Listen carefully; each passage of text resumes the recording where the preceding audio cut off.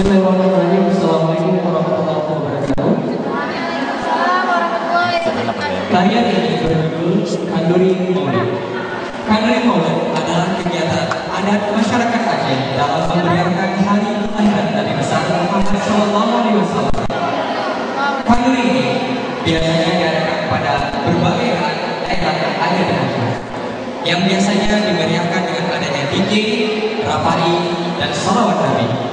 Hari ini menceritakan tentang proses pelaksanaan maulid, mulai dari proses persiapan dalam, berdoa, bersalawat, hingga menikmati hidangan secara bersama-sama, dan serta-merta bergembira dengan melantunkan salawat Nabi besar Muhammad SAW.